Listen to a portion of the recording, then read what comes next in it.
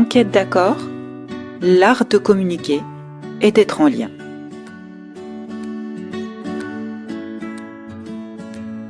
L'intelligence artificielle en santé. Ces deux mots provoquent des réactions passionnées. Pour certains, ils évoquent un futur radieux où les maladies sont vaincues. Pour d'autres, ils sonnent comme une menace, annonçant la fin de la médecine humaine. La réalité, comme souvent, est ailleurs. Excellente écoute. Bonjour Thomas. Bonjour Iman. Comment vas-tu aujourd'hui ? Très bien, merci. Je suis vraiment très heureuse de t'accueillir aujourd'hui dans Enquête d'accord. Je te remercie de ton invitation. Je suis très heureux d'échanger avec toi et d'aller à la rencontre de tes auditeurs. Et ben voilà, c'est un grand plaisir parce que c'est un plaisir et c'est une nécessité. Et j'ai eu le grand bonheur de tomber sur ton livre et je ne pouvais imaginer que de le partager avec mes auditeurs parce que ton sujet c'est l'intelligence artificielle et l'intelligence artificielle en santé.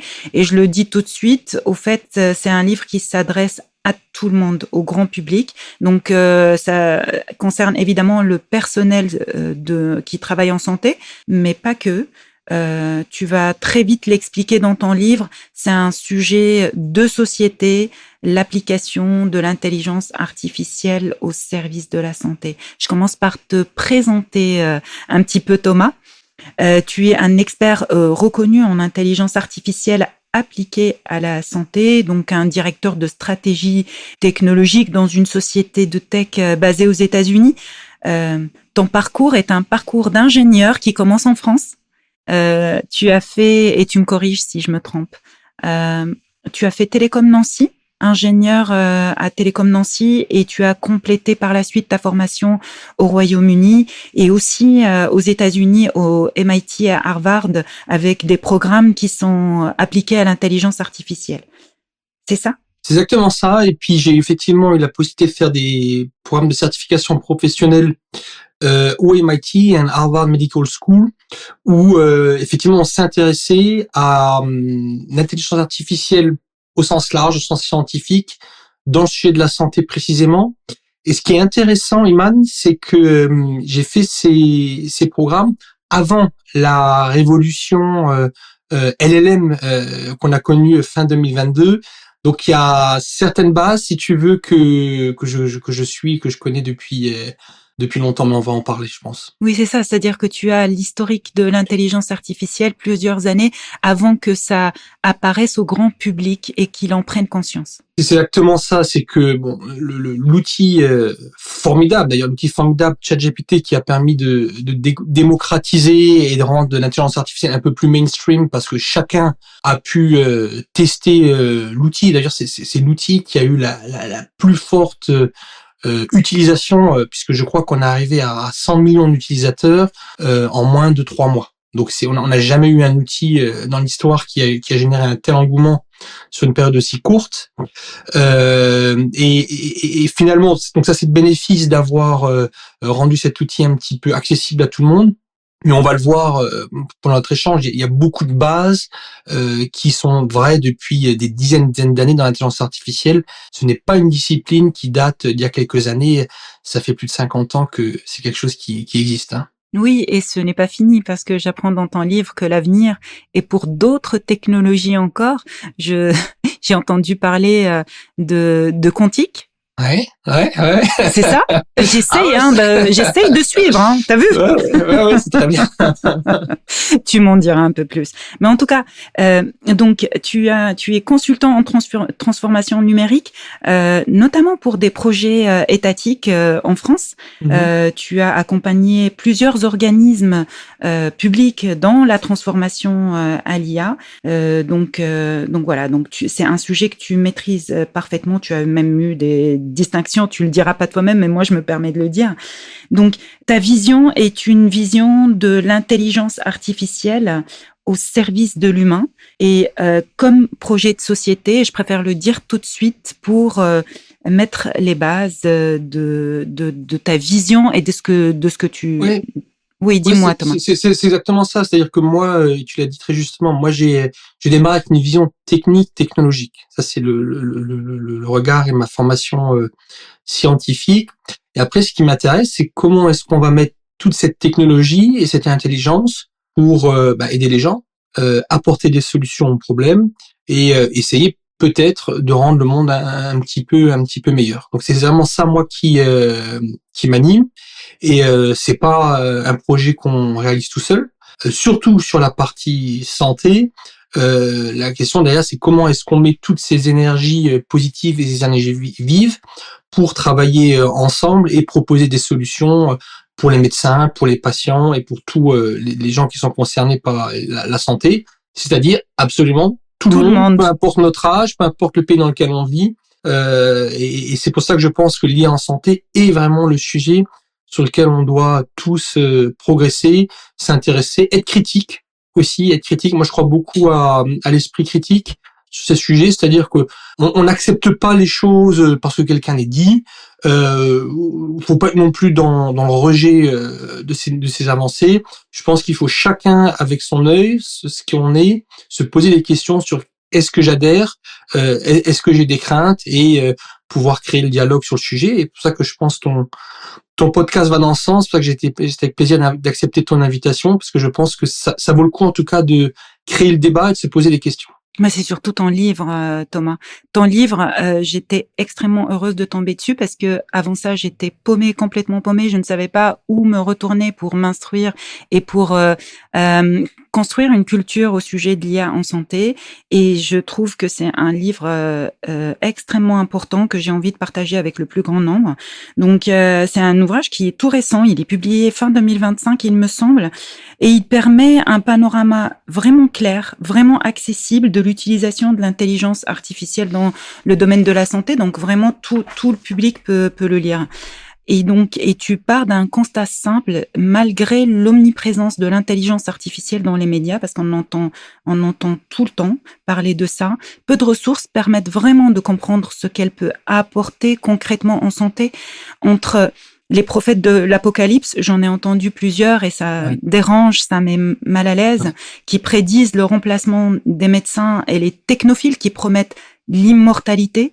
On a envie de se situer, de construire sa propre opinion et de retrouver la réalité. Ton livre va venir démystifier l'intelligence artificielle appliquée à la santé. Et il va venir explorer concrètement comment l'IA va transformer des domaines comme le diagnostic, on va en parler, la prévention des maladies et l'assistance aux praticiens.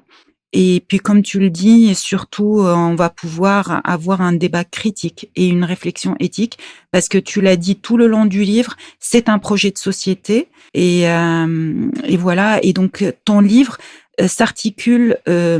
Il est bien structuré dans le sens où on commence d'abord par comprendre les fondamentaux. Ça, moi, j'étais heureuse parce que j'y connais rien, moi, en fonctionnement de l'intelligence artificielle. Est-ce que tu peux nous aider à expliquer, Thomas, l'intelligence artificielle en santé, quels sont les types d'intelligence artificielle? Parce que, a priori, il y en a plein des intelligences artificielles. Ouais, l'intelligence artificielle, c'est assez basique en fait. Ça reste des mathématiques à la base. Hein. Ça reste de la partie mathématique. Sur la partie intelligence artificielle, il y a toute la catégorie machine learning, qui date maintenant depuis de nombreuses années. Après, il va y avoir un certain nombre de branches et de sous-branches, et de sections et de sous-sections. Donc nous, ce qui a rendu les choses un petit peu plus populaires là depuis maintenant 3 ans, ça va être la partie machine learning, deep learning précisément. Et après, la partie LLM, l'acronyme de Large Language Model, qui est une approche en fait probabilistique sur toute la partie création mots. Donc, quand on pose une question à un chatbot, alors ChatGPT, c'est celui que je cite, mais il y en a plein d'autres. En fait, l'ordinateur va deviner quel est le mot le plus pertinent qui va suivre. Et comment il fait ça? En fait, il a appris à travers un corpus extraordinaire, extrêmement large d'informations qui sont disponibles sur Internet, qui sont disponibles dans les livres, qui peuvent être disponibles dans des vidéos, dans des podcasts, etc., etc. Donc le corpus va être extrêmement large pour pouvoir être le plus pertinent possible lorsque l'on va faire une demande à ce chatbot. Donc tu vois, Iman, l'intelligence artificielle, ça paraît compliqué, mais c'est pas si compliqué que ça en fait, si on essaye d'utiliser des mots simples. Alors, ce que j'ai compris, c'est qu'il y avait des IA qui s'appuyaient sur le langage et d'autres qui s'appuyaient sur d'autres choses que le langage. Il y a des IA multimodales, c'est ça?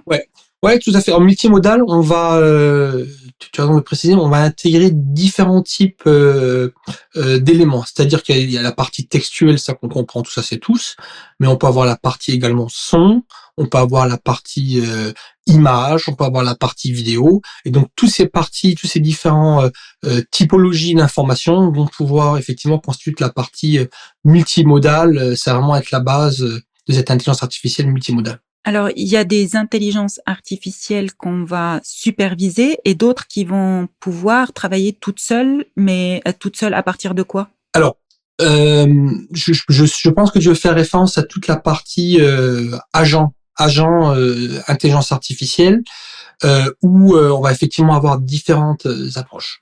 L'approche des agents notamment supervisés, c'est-à-dire qu'on va donner une tâche très précise à un agent pour réaliser des actions, de l'automation, mais je te promets de ne pas utiliser trop d'anglicisme pendant le podcast, mais vraiment toute la partie qui va être vraiment automatisation dans un périmètre donné.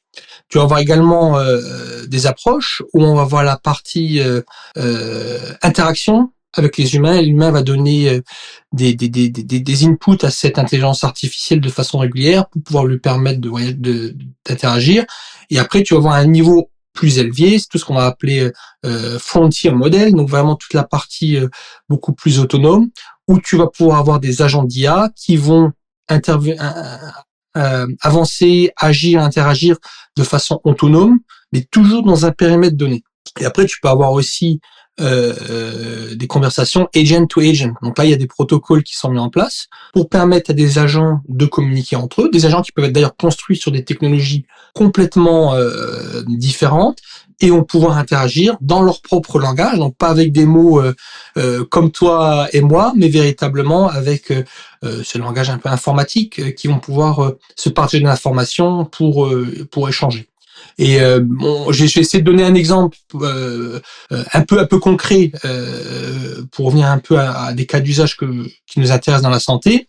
On peut tout à fait envisager des agents, par exemple, qui vont optimiser l'utilisation des blocs opératoires dans un hôpital. Hein, c'est très basique parce que quand on parle intelligence artificielle dans la santé, on pense très souvent naturellement à la partie données médicales, mais il y a beaucoup de cas d'usage et je prends volontairement un cas d'usage qui n'a pas d'application avec des données médicales. Comment est-ce qu'on optimise les salles dans un hôpital? Donc là, tu vas pouvoir avoir un agent qui va s'intéresser à toute la partie salle avec les parties opérations qui vont devoir programmer. Donc ça, c'est clairement, ça peut être des agents qui vont communiquer entre eux pour pouvoir offrir un planning d'optimisation le mieux possible, en prenant en compte, par exemple, aussi les disponibilités des médecins au moment des opérations souhaitées. D'accord, donc ça, c'est une application organisationnelle. Exactement. Alors, est-ce qu'on peut revenir aux fondamentaux? Est-ce qu'on peut tout de suite parler des limites? Explique-moi les limites. Donc là, tu parles de la boîte noire. Oui, alors ça, deux choses. Alors, la partie limite, l'utilisation de l'IA va être aussi bonne déjà que le modèle qui existe. Et ce modèle, il va être pertinent en fonction de la qualité des données qui vont être fournies. Tu peux avoir des modèles avec des biais. Hein, oui. Ça, c'est un des premiers sujets autour de l'IA, limiter les biais. Je vais en donner un biais qu'on a eu sur la partie IA en santé, donc ça a été largement corrigé depuis, mais c'était pour toute la partie reconnaissance de mélanome. Mm-hmm. Et on s'est rendu compte, dans certains cas, que ça avait été le modèle avait été entraîné sur des peaux qui étaient blanches. Hein. Mais si tu as des peaux qui sont un peu plus foncées, la détection va pas se faire pareil. Donc là, c'était typiquement un cas d'un biais où le modèle a dû être corrigé pour pouvoir prendre en compte la réalité de ce que représentent les humains sur Terre. Donc ça, c'est un premier sujet de la partie biais. Un des deuxièmes challenges qu'on a, tu l'as mentionné, c'est toute la partie boîte noire. Alors, qu'est-ce que je dis, qu'est-ce qu'on dit sur la partie IA? C'est qu'on doit être capable de comprendre et d'expliquer aussi à un patient, si on utilise l'IA, comment est-ce que le résultat a été obtenu. Hein, tu es médecin, tu utilises l'IA, il y a un diagnostic, et tu vas utiliser l'IA pour t'aider sur certains sujets. Il faut que tu sois capable d'expliquer à la partie, à ton patient, voilà comment on est arrivé un petit peu à cette information, à ce résultat. Et pas simplement dire j'ai donné une information qui est sortie, c'est magique. Et donc ça c'est l'ambition, ça c'est la volonté. Et là où je reconnais quand même la grande difficulté, c'est être capable sur les modèles par exemple d'OpenAI, de modèles GPT, on est sur le nombre de paramètres qui se comptent en centaines de milliards. Hein. Donc c'est même pas la donnée, c'est juste le nombre de paramètres pour arriver à une décision. Donc c'est des ordres de grandeur que nous, en tout cas moi, je n'arrive même pas à me représenter. C'est tellement grand qu'on ne sait même pas se représenter ces centaines de milliards de paramètres et après de variables et de données qui peuvent aller derrière. Donc on a vraiment ce challenge sur la partie IA de lutter contre cet effet boîte noire et d'être capable de donner des explications simples et compréhensibles par tous sur comment on va obtenir des résultats après une requête. D'accord, donc c'est la notion d'explicabilité. Il faut que C'est exactement l'IA... c'est exactement ça. C'est exactement ça. C'est l'une des règles pour que l'IA puisse être utilisée avec confiance envers des patients. On peut prendre des décisions qui sont basées sur l'IA à condition de pouvoir le dire d'abord au patient et ensuite de lui expliquer comment on est arrivé à cette décision. C'est exactement ça. Et je pense que peut-être aussi ton témoignage de par tes fonctions est utile, parce que je pense que tu es confronté dans ton quotidien à ce besoin d'explicabilité. Voilà, oui. tu le confirmes. Bah oui. Donc, et qui rajoute en plus cette complexité de ces nouveaux outils, un peu de suspicion, qu'est-ce que c'est que ça, etc. Donc voilà, donc c'est vraiment important de le comprendre déjà. Pour bien expliquer, il faut déjà un petit peu comprendre. C'est pour ça que je rejoins ton appel et ton invitation à tout le monde de s'informer sur le sujet, parce que pour pouvoir expliquer, il faut déjà avoir quand même compris un petit peu les bases. D'accord. Alors pour parler de ces LLM et notamment du modèle d'OpenAI qui est le ChatGPT ou GPT-4, je crois, à qui on a donné le concours de USMLE pour vérifier s'il était capable de réussir un concours médical et pour savoir jusqu'où va sa compétence, c'est intriguant, c'est incroyable. Ouais. Ça qui est rigolo, c'est qu'effectivement, une partie de gros benchmark a été fait sur les modèles GPT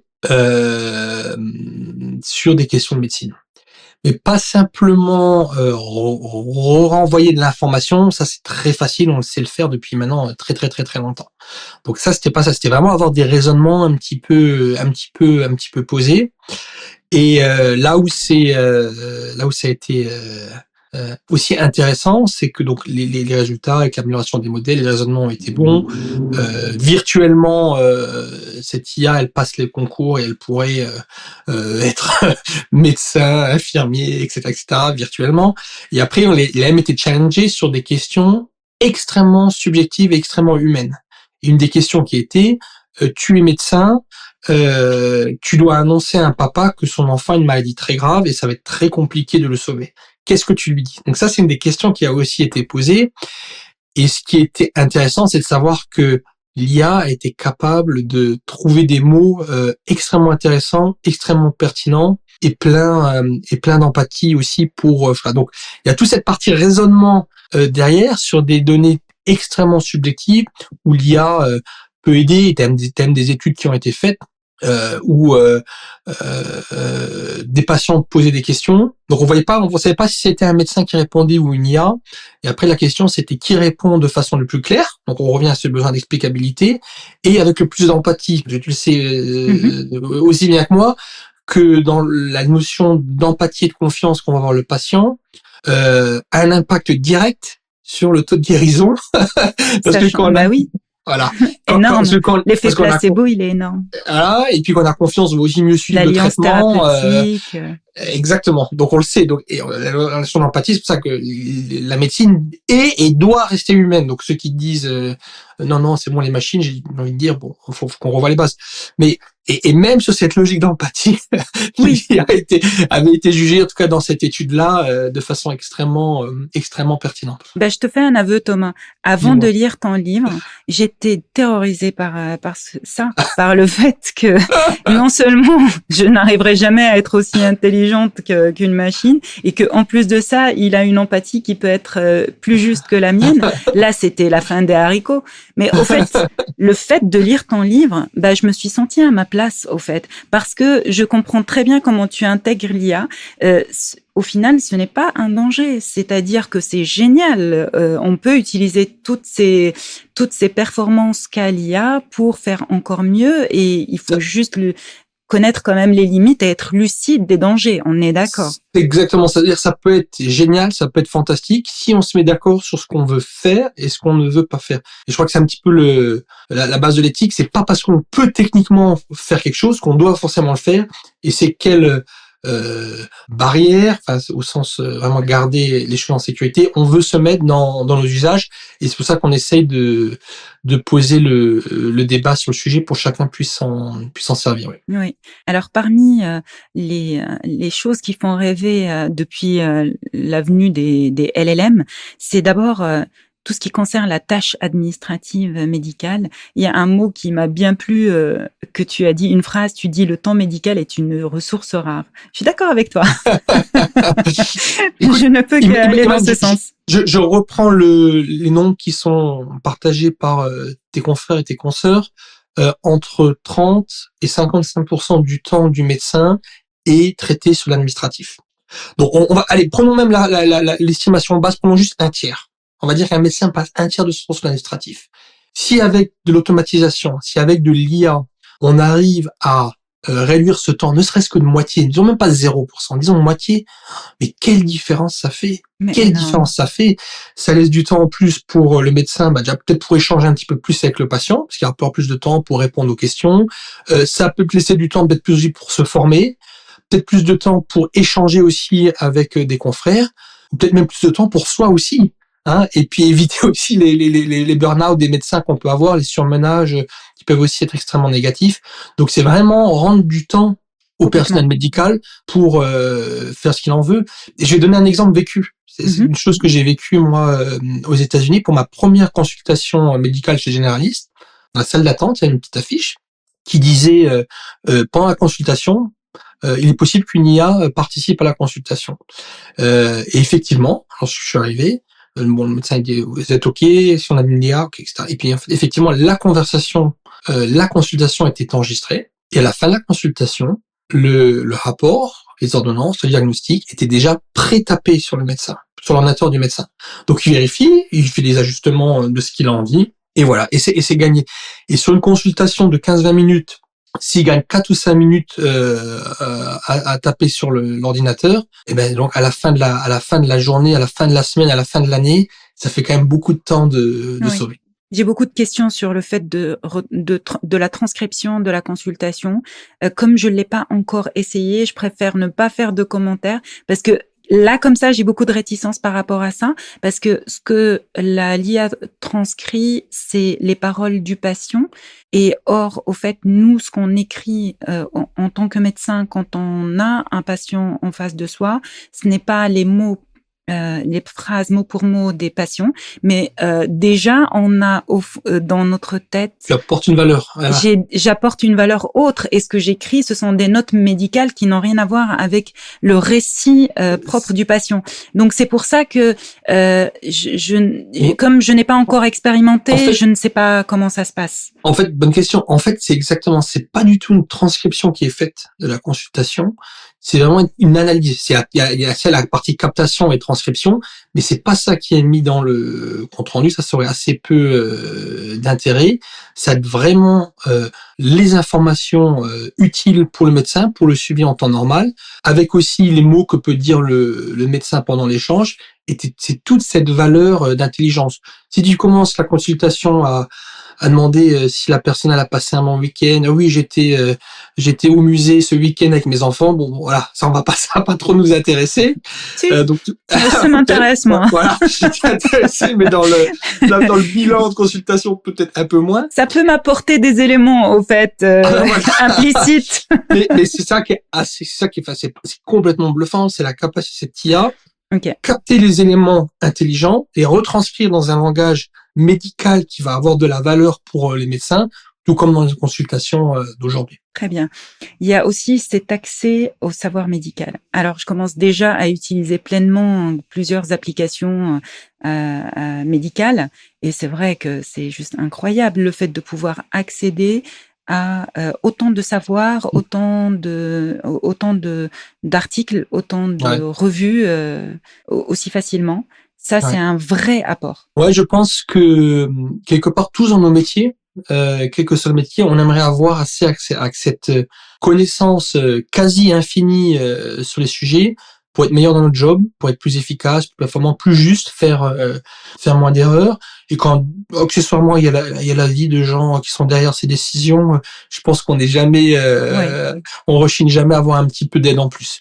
Et la question que je pose souvent, et puis si tu me permets de la poser, est-ce que tu as une idée, Iman, du nombre de publications scientifiques médicales, juste médicales, qui sont publiées chaque jour? Chaque jour, je ne sais pas, je dirais une dizaine. Eh ben, on est juste en prenant PubMed comme référence, on est à plus de 2000 par jour. Ah oui, d'accord. On est par an, on est à plus d'1 million.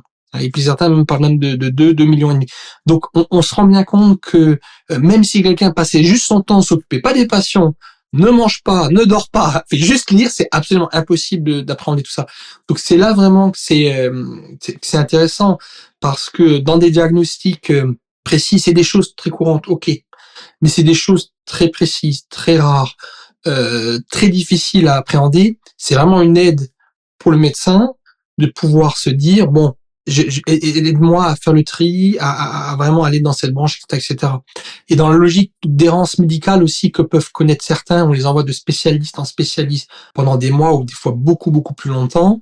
Ça peut vraiment être une aide très forte sur le sujet pour permettre à un médecin. On peut pas reprocher à un médecin de ne pas connaître la rareté.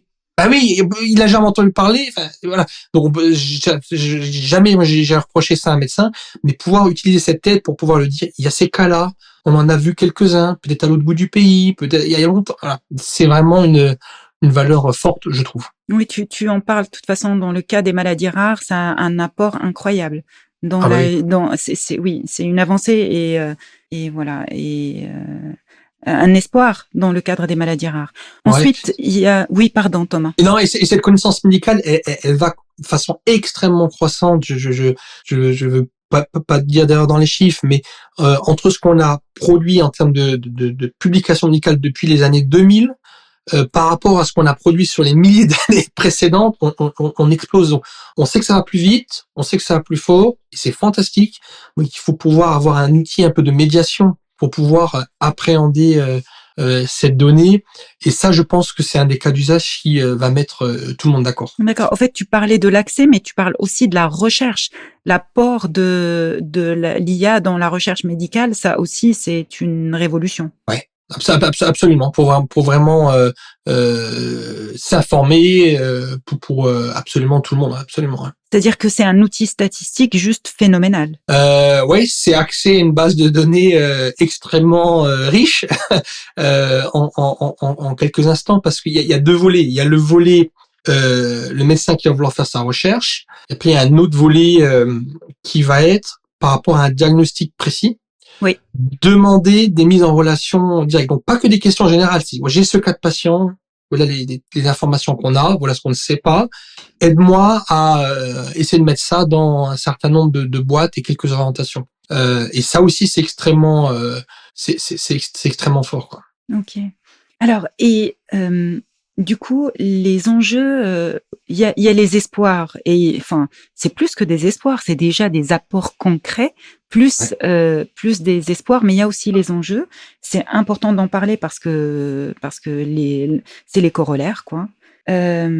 Il y a ce paradoxe dont tu parles, qui est l'espèce d'asynchronicité entre le développement de la tech et le besoin en éthique et en sécurité.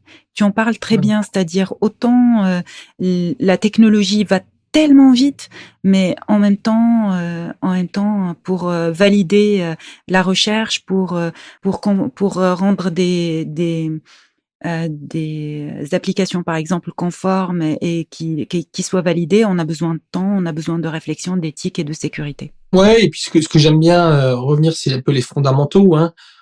Qu'est-ce qu'on apprend en première année de médecine primo non nocere. Hein. Je crois que c'est un certain Hippocrate qui exprimait ça C'est ça. il y a quelque temps. D'abord ne pas nuire. Hein. D'abord ne pas nuire. D'abord ne pas faire de mal. Donc c'est aussi prendre le temps de faire les choses correctement. Et la tech, c'est le C'est pas du tout paradigme ça, hein. inverse. C'est dans la Silicon Valley, c'est move fast and break things.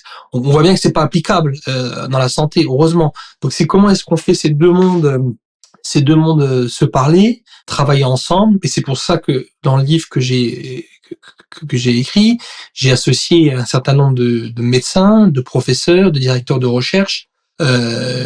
Parce que c'est comme ça qu'on va avancer. C'est pas juste les ingénieurs d'un côté spécialisés dans l'informatique et en IA, et c'est pas juste les médecins. Donc c'est vraiment c'est cette collaboration forte qu'en tout cas moi je crois qu'il va être bénéfique à tous. J'ai été très contente de lire le point de vue de plusieurs médecins qui sont très très engagés dans le domaine de Ouais, l'IA. Il y a Emmanuel Bibaud en oncologie, il y a le professeur Alexandre Mignon comme ouais. professeur d'anesthésie. Ouais, et ça ajoute de l'incarnation au livre pour montrer des visions concrètes de praticiens et Ouais, de... des personnes brillantes, extrêmement curieuses, pleines d'humilité, qui vraiment contribuent en plus de leur activité, j'allais dire classique, de praticiens, qui vraiment faut permettre de faire avancer les choses. Donc c'est vraiment des gens qui en France aident beaucoup, je pense, et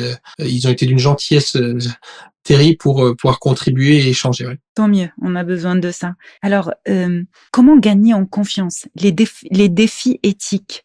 Tu parles de robustesse des modèles et tu parles des biais, les biais encore Ouais. une fois, ces données, au fait. Moi, ce qui m'intéresse sur la partie IA, c'est comment est-ce qu'elle va bénéficier le bien commun. Comment est-ce que l'IA va permettre d'avoir une partie diagnostic expert rendue accessible à tous et à toutes. Donc, je dis accessible, c'est en termes de rapidité d'accès, en termes de coût, en termes de non-discrimination géographique. Ça. Donc, comment est-ce que l'IA va permettre de mieux servir tous et toutes. Moi, je ne veux pas d'une médecine à deux vitesses où on va avoir les super hôpitaux qui vont avoir l'IA, qui vont faire des miracles, et ceux qui n'ont pas accès à ces hôpitaux qui vont pas bénéficier de toutes ces avancées. Donc pour moi, ça c'est une priorité d'un point de vue éthique qui est extrêmement forte. Comment est-ce qu'on fait de l'IA vraiment ce bien commun pour tous et toutes. Tu peux me donner un exemple concret, par exemple, en ce qui concerne... Tu sais, quand tu dis que ça va privilégier certaines personnes par rapport à d'autres, si on n'utilise pas les bonnes données, par exemple, si dans le cas du dépistage du cancer, si on sait plus dépister certaines populations, les autres vont être, si on n'utilise pas des données qui représentent la majorité de la société, ça va concerner juste une partie de la population. Comment ça se passe, les biais? Alors là, au niveau il y a effectivement au niveau du modèle, il y a au niveau du modèle tel quel, et même en fonction des populations du monde, hein, géographiquement, avec les différences qu'il peut y avoir. Donc ça, c'est avoir des modèles assez clairs, hein, et assez inclusifs finalement. Donc ça, c'est un premier sujet. je faisais mention un petit peu avant, plus d'un point de vue axé à une médecine de qualité, parce que on peut reprendre l'exemple, on prend l'exemple du cancer du sein. Ok. Par exemple, cancer du sein avec une IA, on a un taux de détection supérieur de 17%. Donc 17%, c'est énorme. C'est énorme. Et surtout si on est la personne concernée. Parce qu'on Incroyable. sait un taux de cancer, un cancer du sein pris en charge assez tôt, on sait qu'on est sur un taux de guérison de plus de 99%, c'est parfait. Donc on sait à quel point c'est important d'être dans l'anticipation vis-à-vis, et puis finalement on reparle après de cette médecine des différents P, avec le P vraiment de prévention. Donc ça, c'est l'IA qui va nous permettre d'y arriver. Donc sur ce cancer du sein, la mammographie, qu'elle soit réalisée dans une ville de province, etc., peu importe, ou dans le plus bel hôpital parisien ou je ne sais quel pays, finalement l'IA, elle intervient de façon univoque. Il y a pas, elle fait aucune, elle peu importe où l'examen a été réalisé, elle peut apporter son aide au diagnostic. Donc c'est pour ça que utilisé de façon intelligente, ça sera un vecteur finalement d'égalité aux soins. Et on revient dans ton introduction là à notre échange, c'est comment est-ce qu'on en fait un projet de société extrêmement positif. Donc ça, c'est l'exemple sur la partie cancer du sein. Moi, je l'ai dit 7%. Ça, c'est à chaque fois que je donne un chiffre, c'est des chiffres qui viennent d'études scientifiques qui ont été Très bien. Qui ont été publiés dans les revues de référence. Et il y a même des taux de succès qui sont même beaucoup plus importants que d'autres études. Donc tout ça, c'est vraiment des choses qui vont permettre d'aider et d'avancer pour cette adoption de l'IA. Ok. Alors, il y a des petites limites au déploiement de tout ça. C'est le fait qu'il y a quand même certains enjeux pour que ça puisse diffuser partout où on veut. Tu parles de l'interface et de l'interopérabilité. Ça me parle parce que travaillant dans des établissements de santé, on sait que les passerelles entre les différents logiciels, c'est une difficulté qui est réelle. Passer de tous les logiciels déjà qui existent de diagnostic, notamment quand je pense à l'imagerie médicale, vers d'autres applications et intégrer l'intelligence artificielle là-dedans, c'est un défi, n'est-ce pas? Oui. Juste un nom pour situer un petit peu le débat.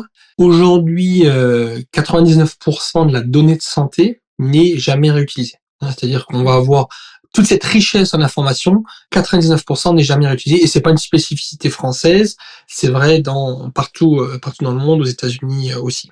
Les États-Unis ont un avantage, et après on a aussi beaucoup d'avantages, mais un avantage qu'ils ont, c'est que eux, d'un point de vue logiciel, il y a une solution de référence sur le marché qui capte quasiment tous les hôpitaux. Donc toute cette partie interopérabilité de données, elle fonctionne extrêmement bien.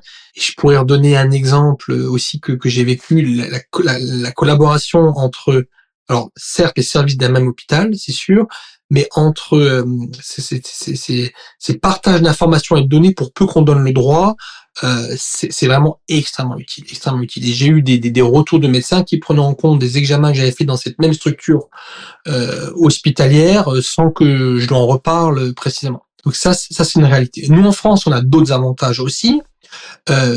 C'est accessoirement ce SNDS, et c'est cette sécurité sociale qui permet de codifier absolument tous les actes, et qui est une base de connaissances absolument énorme. Donc on a aussi des avantages forts par rapport au modèle qu'on a, qui permet aussi de faire progresser énormément les informations, la recherche, le suivi historique des patients.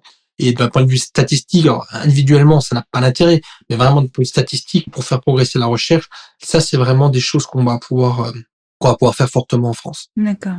Alors, l'acculturation et la formation du personnel, ben voilà, ça commence par ici, par ton livre et par le podcast. Et là, c'est vaste sujet. Je vais citer les personnels médicaux eux-mêmes, et c'est une étude que j'ai lue il y a quelques semaines. La très grande majorité, on était de l'ordre de plus de 80%, disaient qu'ils ne s'estimaient pas assez informés sur le sujet et que il voulait s'en savoir plus. Hein. Et moi, j'ai échangé aussi à travers le livre, j'ai échangé avec des étudiants de médecine qui sont aujourd'hui à la fac dans les premières années et qui m'exprimaient à quel point ils étaient curieux du sujet. Ils regrettaient en l'état, pour l'instant, que ça faisait pas partie, une part importante du programme. Ils se sentaient un petit peu inéquipés sur le sujet. Et quand je discute avec des médecins qui pratiquent depuis de nombreuses années, il y a les deux cas. Il y a ceux qui ne savent pas, et il y a ceux qui, en plus de tout ce qu'ils font, ils prennent le temps de se former, de s'intéresser. Voilà. Donc je pense qu'il y a une vraie appétence sur le sujet.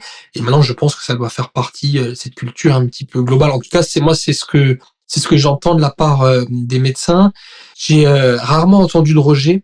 J'ai rarement entendu de gens qui n'y croyaient pas, qui n'étaient pas intéressés, des inquiétudes, des craintes. Et d'ailleurs, tu en as exprimé quelques-unes pendant l'échange, mais toujours avec cette volonté d'apprendre. Et je crois d'ailleurs que ça fait partie des qualités intrinsèques qu'a un bon médecin, de toujours avoir cette volonté d'apprendre. Donc, je pense qu'il faut. On est au début de l'histoire sur le sujet, et puis il faut continuer cet apprentissage de façon extrêmement forte. Oui, tout à fait. Merci pour ça, merci de contribuer à ça, Thomas. Et alors, l'autre enjeu, c'est celui du patient, parce que tout ça, c'est bien sympa, mais le patient, il a son mot à dire à plein de niveaux, au fait. Qui va s'occuper de lui, ses données, où elles vont aller, qu'est-ce qu'on en fait, qui les utilise, pour quel usage le patient, il fait partie intégrante de l'équation. Ouais. Moi, je considère que les données appartiennent à la personne qui les incarne. Donc, les données, pour moi, doivent clairement appartenir au patient. Il doit avoir la plus grande clarté sur l'usage qui est fait de ces données. Il doit avoir la plus grande clarté sur ce qui est fait, qui y a accès, etc., etc. Je pense que ça doit faire vraiment partie intégrante. C'est que comme ça qu'on construira un socle de confiance. Moi, si tu veux, il m'a des projets en IA, j'en ai vécu un nombre très important. Certains fonctionnent, certains fonctionnent pas. Quand ça fonctionne pas, c'est très rarement pour des questions techniques ou technologiques. Quand ça fonctionne pas, la très grande majorité des cas, c'est parce que il y avait une mauvaise explication de ce qui allait être fait. Donc les critères de succès n'étaient pas bien définis. C'est parce qu'il y a une résistance des gens, parce qu'ils comprennent pas et parce qu'ils opposent la technologie avec ce qui va être fait. Dans certains cas, et une fois, je ne vais pas, c'est mon job va être affecté, etc. Donc je rejette. Voilà.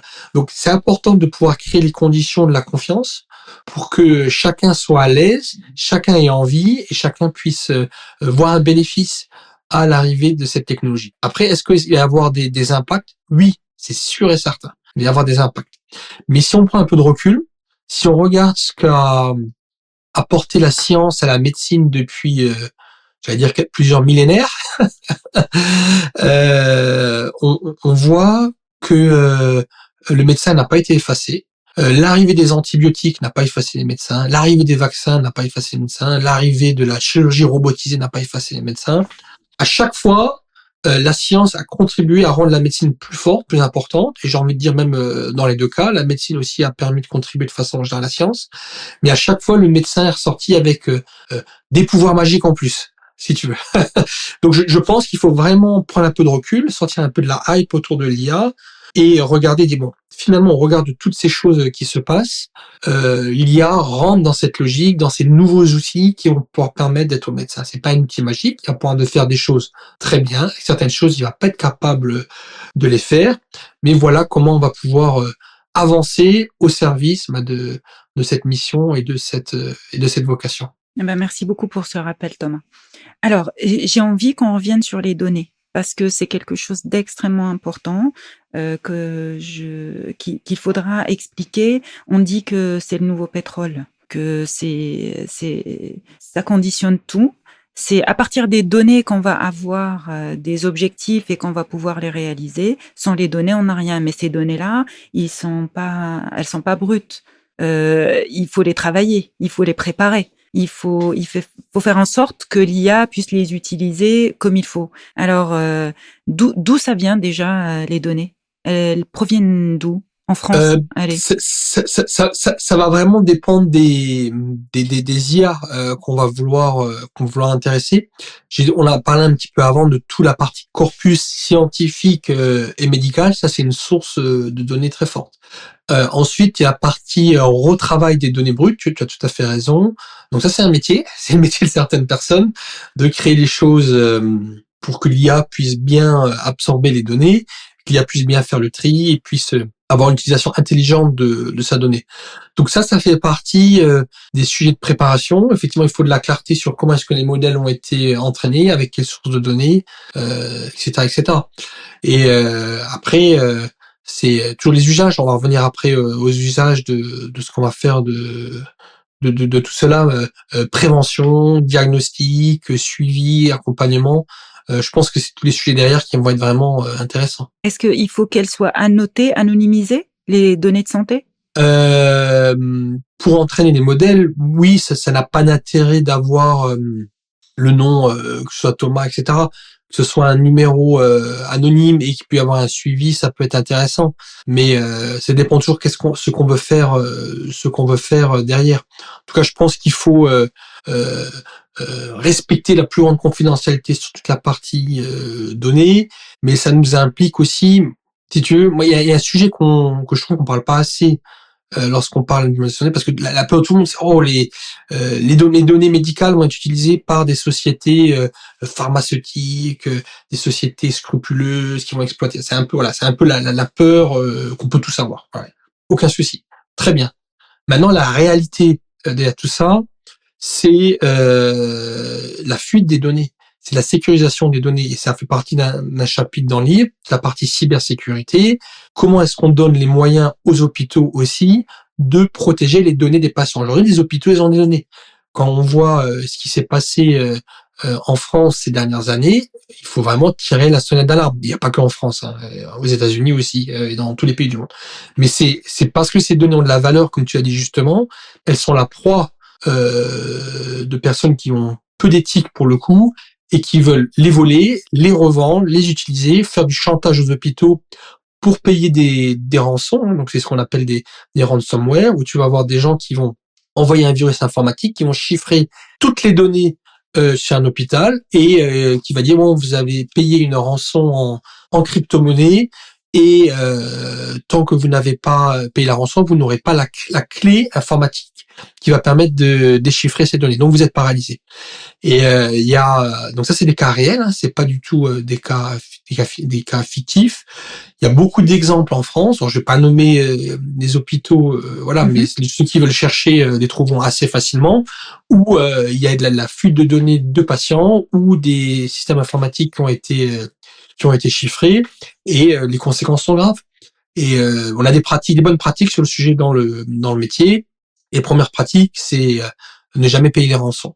Voilà. On va ne jamais payer les rançons, parce que sinon c'est un appel aux gens à répéter. Donc ça, c'est la politique qu'on a en France, qui est notamment portée par un organisme qu'on appelle l'ANSSI. L'ANSSI, c'est vraiment l'organisme de référence en France, toute la partie bonne pratique, cybersécurité, protection de la donnée au sens large.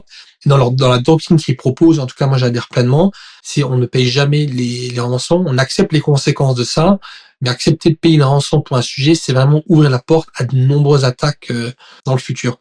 Donc, tout à fait d'accord, pour revenir à ta question, il faut que les données n'aient pas d'utilisation non consentie par les patients, n'aient pas d'utilisation commerciale non validée, ou pas de quotient commercial tout court.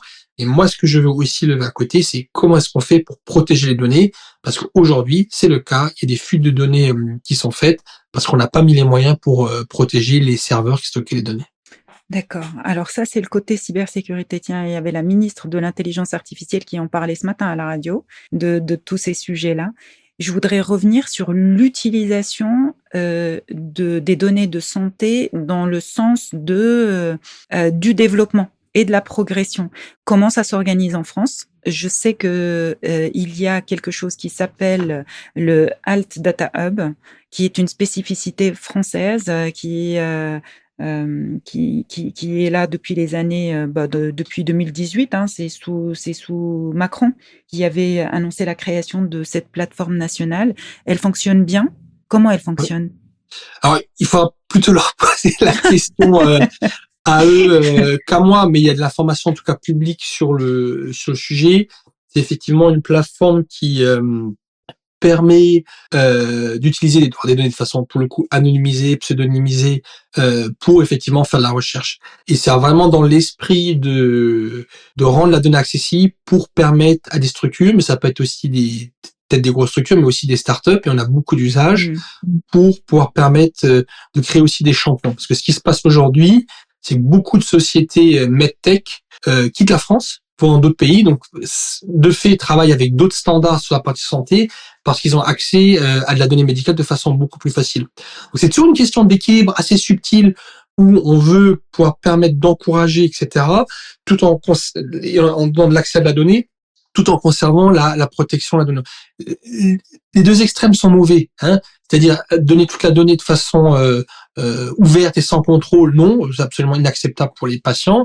Mais en même temps, on veut quand même pouvoir permettre à cette recherche de progresser. Donc, c'est des questions où personne n'a la réponse de façon péremptoire, mais je pense que c'est des projets extrêmement intéressants.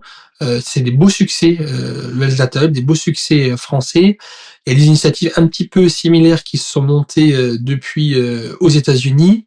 Et moi, je trouve que c'est bien quand l'État innove et permet de créer les conditions de la recherche en mettant des plateformes utiles pour toutes ces équipes d'intelligence artificielle et de data science. Oui, peut-être une petite organisation européenne autour de ça, non? Ouais, il y a tout à fait, tu as tout à fait raison. Il y a également Health Data Hub européen qui est en projet et je crois comprendre, mais pareil, il faudra leur poser la question à eux, que le Health Data Hub français a été une forte source d'inspiration sur le sujet. Donc on peut être très fier Oui. de tout cela, quoi. Voilà. Et alors, un concept que j'ai vraiment envie de partager avec les auditeurs, c'est le jumeau numérique. Ah.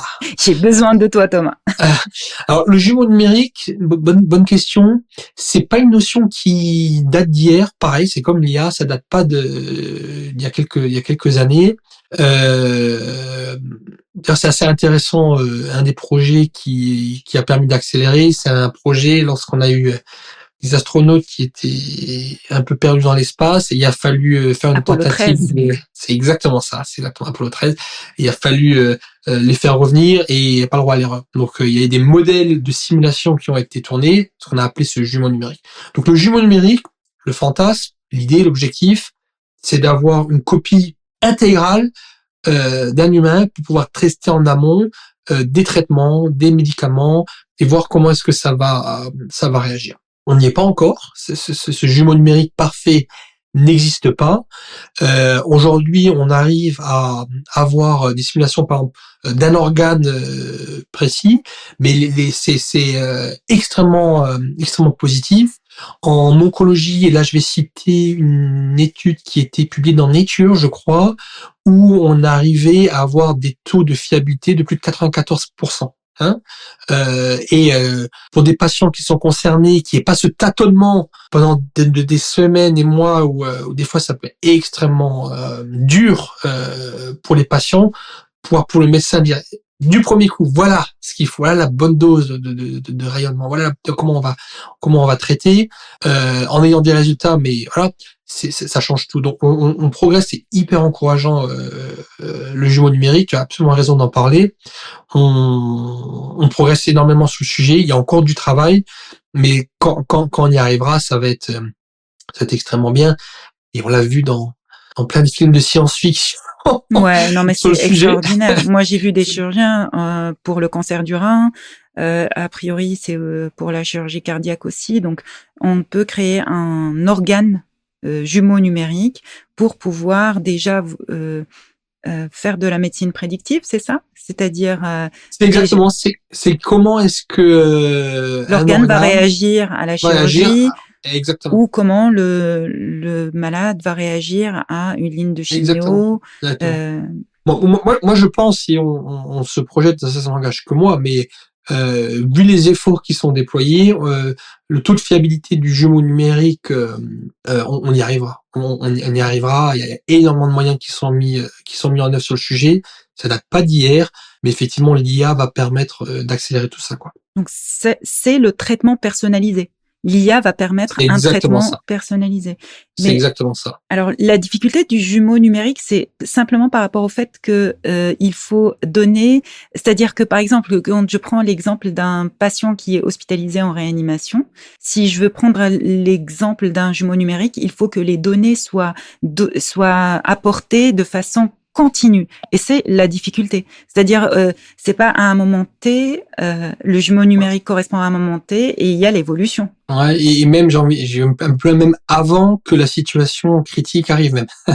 Donc Ah oui, en réanimation, oui, mais voilà. l'application du jumeau numérique. Mais c'est vrai que c'est hyper prometteur. Ça, c'est la médecine prédictive dont tu parles. Voilà. C'est-à-dire qu'au fait, en utilisant des données qui viennent de plusieurs, l'IA a permis d'anticiper beaucoup mieux et beaucoup plus tôt que un réanimateur sur comment on dit, des signaux très faibles. C'est ça? C'est un peu ça? Ouais, exactement. Et cette médecine participative, préventive, prédictive, personnalisée, c'est vraiment cette médecine des 4 P qu'on veut viser. Et le jumeau numérique est complètement dans cette logique et cette dynamique. Et sur la partie cancer colorectal, on a aussi des excellents résultats. Cancer des poumons, je dis on a plus de 90% de fiabilité là sur de nombreuses études. Donc c'est extrêmement encourageant parce qu'il faut être capable de faire tourner des modèles assez longs, assez coûteux en intelligence et en énergie pour pouvoir savoir comment est-ce que ça va réagir, un organe va réagir à un traitement. Ok. Le temps file, mais j'ai vraiment envie qu'on aborde cette histoire d'imagerie médicale parce que on est persuadé que les radiologues sont les premiers spécialistes qui vont disparaître du fait de l'IA. Je voudrais juste expliquer quelle est la place de l'intelligence artificielle au service de l'imagerie et du diagnostic et expliquer qu'on ne pourra pas tout de suite, ni après d'ailleurs, renoncer à nos radiologues. On a besoin d'eux malgré cette progression fulgurante de l'IA en imagerie. Ouais, tout à fait. Dans le livre, je donne le témoignage du professeur Langlotz, qui est une sommité sur le sujet, une sommité en radiologie aux États-Unis. On a des résultats extrêmement intéressants sur la partie imagerie avec l'IA, où on va pouvoir permettre de détecter des petites variations, des toutes petites choses qui vont pouvoir nous laisser penser que.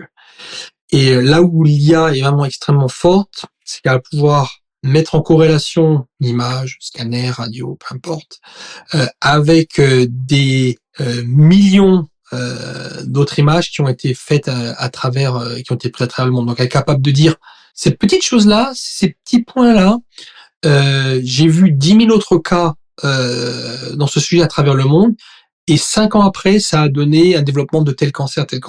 Donc Monsieur le médecin, Madame le médecin, regardez un petit peu. Nous, on vous invite à avoir une attention un petit peu particulière sur le sujet. Et c'est là vraiment la partie aide de diagnostic où l'IA n'est pas là pour poser le diagnostic, mais pouvoir attirer l'attention des médecins sur ces différents sujets, et que personne n'est infaillible.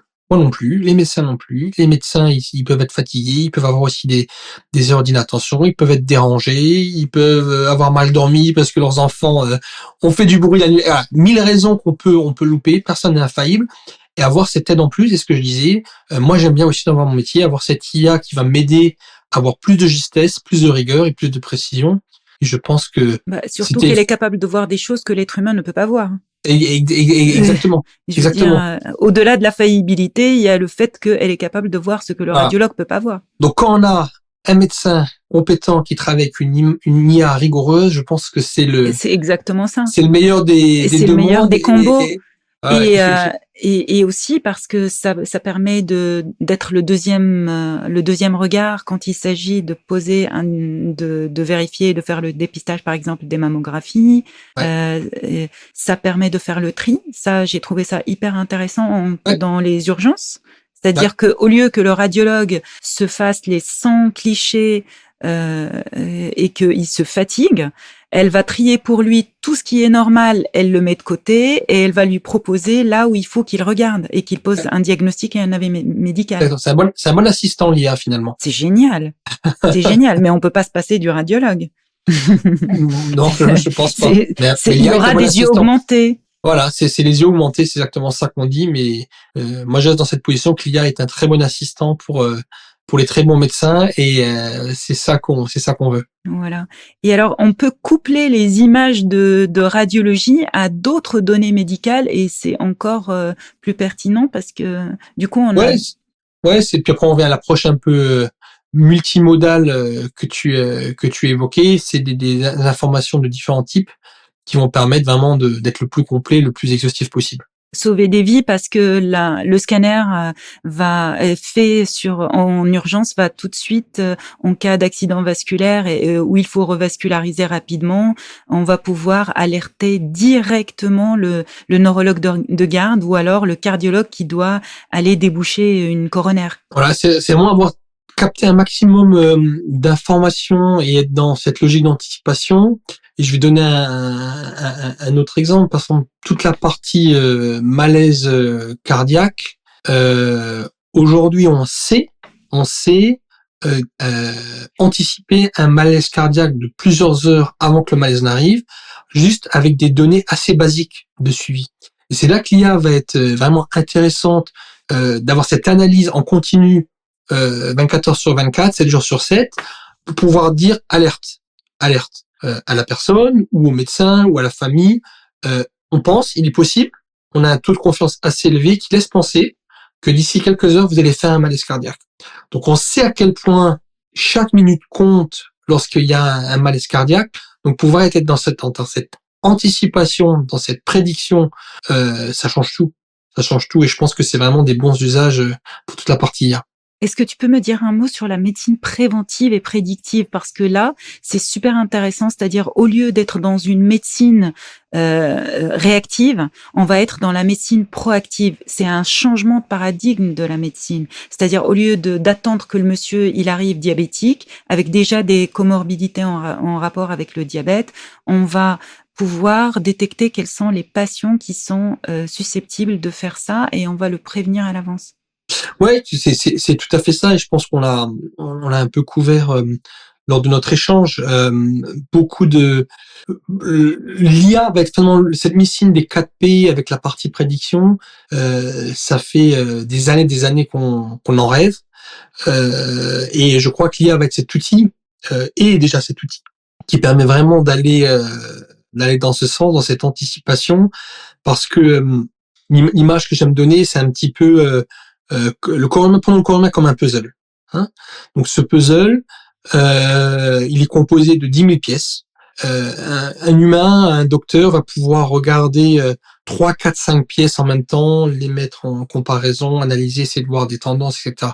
L'IA, elle s'en moque. Elle va pouvoir analyser les 10 000 pièces en même temps, utiliser l'historique, identifier des patterns, etc. Donc c'est là que toute cette partie, pouvoir pousser l'information à un médecin et faire ce travail d'analyse, je pense que c'est là que l'IA est vraiment extrêmement pertinente. Ça, l'homme ne pourra jamais le faire. Ben non, je crois pas, non. Ok. La santé connectée, c'est super important, la santé connectée.